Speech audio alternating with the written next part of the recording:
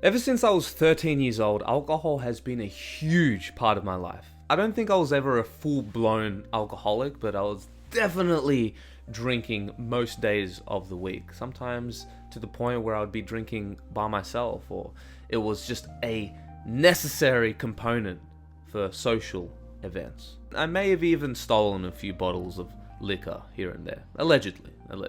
Every terrible decision that I've made, every fight that I've gotten into, every chick that I regretted hooking up with, all had one common denominator: alcohol. I started drinking when I was about 13. Started with the old goon bag, which was the boxed wine. I just was in that environment, hanging out with the misfits, drinking alcohol constantly. I even remember me and my friends would ask strangers for spare change, and then would collect enough coins to get $10 and then ask an adult, excuse me sir, would you mind buying us a bag of wine from the liquor store?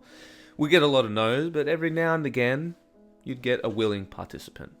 Yeah, sure mate, yeah, of course. Like any recreational drug, alcohol was really fun at the beginning, especially as a kid when you're so overburdened with insecurity and anxiety and trying to fit in. And alcohol lowers your inhibitions enough to kind of let yourself go loosey-goosey. Excuse me, could I? Absolutely. And it can even make you think that you're more confident, especially if you're an anxiety-ridden teenager. My anxiety was terrible.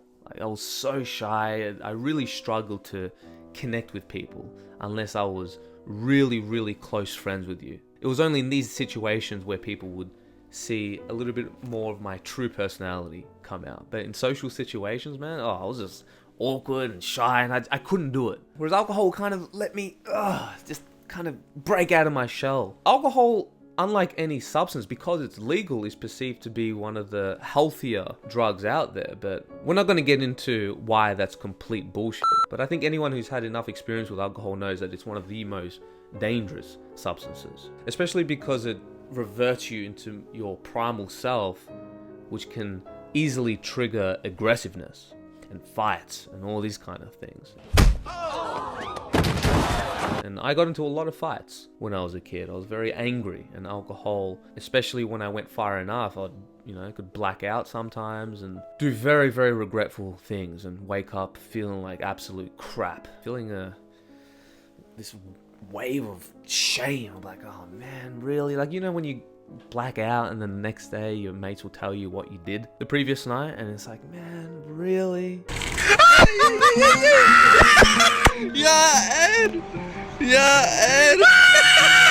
I'm just lucky that I grew up pre-social media. Otherwise, I'm sure I would have many embarrassing videos of me doing heinous acts. So even though I drank for many years, I completely quit.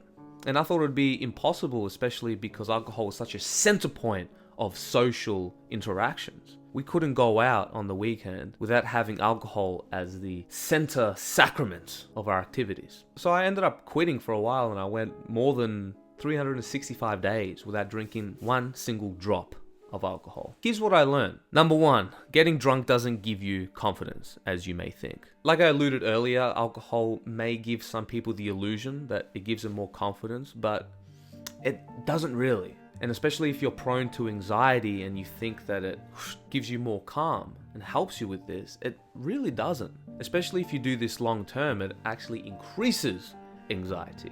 And then you start to rely on this drug more and more to be social. And you may think that you're being very confident and charismatic and But I think a lot of times, especially if you get really drunk, it honestly turns you into a loud idiot.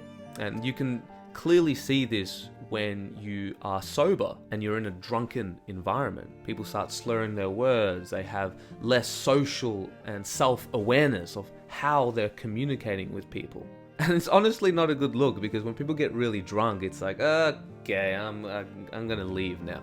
Which is crazy to think, because I used to be so embedded within this culture, especially growing up in Australia, but it's just not worth it, man. The amount of fights and lives I've seen destroyed is just not good. And I want to make it clear that I'm not completely against alcohol in general, but you can't deny the negative consequences of getting really drunk, and especially relying on this to have fun. Because as you age, the negative effects of alcohol compound. Alcohol withdrawal gets much worse as you age. When you're young, I remember when I was like 13, 14, 15, and I could get blind drunk, like get stupidly drunk, to the point of just throwing up my guts. The next morning, obviously I wouldn't feel the best, but I'd recover quite quick, and you can go back to it straight away. But the more you age, right, as time passes, an alcohol hangover just gets brutal, especially in your 30s, and I couldn't even imagine reaching your 40s, 50s, and 60s. Sometimes it could take you 2, 3, 4 days to recover. And feeling like absolute shit for 3 days, it wreaks havoc on your life. And most people don't think of a hangover as alcohol withdrawal. That's why it's one of the few substances that can actually kill you if you're a full-blown alcoholic and you just cut it off from your life. Think about that for a second. If drinking is all you have in common with friends, they're not your real friends. This has nothing to do with whether your friends drink or not, but there are many instances where if you were to take away alcohol, you realize that you don't have anything in common to do with your mates. And it's actually the alcohol that you're mates with, not your friends. I noticed this for myself, that when I did quit drinking, especially the crowd that I used to hang out with in high school, as soon as I stopped drinking and I got out of that world, I never saw them again. And it's fine, like I have no resentment for that. I still appreciate our time together, especially as a teenager, but this happens a lot of times. And it's okay to have peers, like not everyone has to be your best friend where you can have multiple activities in which you bond over. But I also think it's important to be aware of this, that sometimes you think that you're friends with people, but really you're just friends with one particular activity that you do together. And if that activity is a destructive drug that gets worse and worse and worse over time, then you're gonna have a bad time. Another thing I noticed that when I quit is that my energy levels and overall health skyrocketed. Alcohol affects every organ in your body. It wreaks havoc on your health.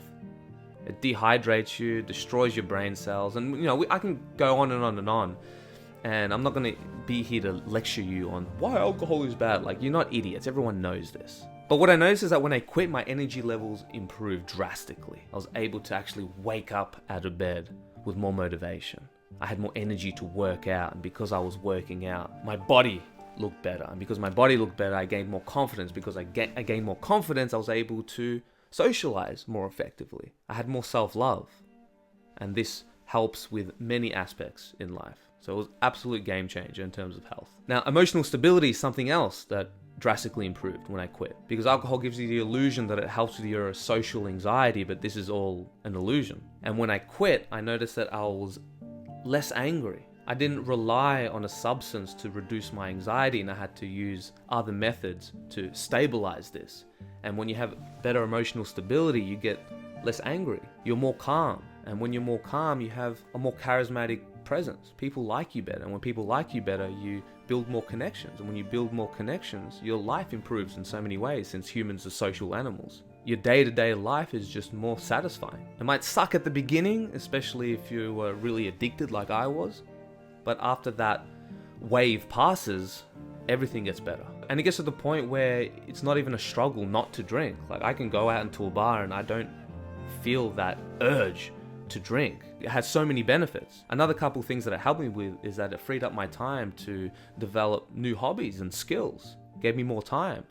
It also saved me a lot of money. And since money is units of choice, you have more freedom to do other things. You're able to afford to go traveling or sign up to a course or buy a new guitar or whatever it is. It gives you more purpose in life. And I can go on and on about all the benefits that I've received ever since quitting, but I want to leave you with this, and that is that you don't need this drug to have more fun. Even though it might give you that illusion at the beginning, but it's only once you quit and learn other healthy ways to improve your mental state where you don't need it anymore, then your life actually gets better. Because some people will say, oh, you're boring, you don't drink. But that's not true at all. In fact, you have to be pretty boring in order to rely on a drug to have fun, especially something as destructive as alcohol. Do what you want. I just wanted to share what I learned through my journey of going more than a year without drinking, and I'm never looking back. It honestly changed my life forever. Anyways, hope you enjoyed this video. Like, share, and subscribe, and I'll catch you soon. Peace.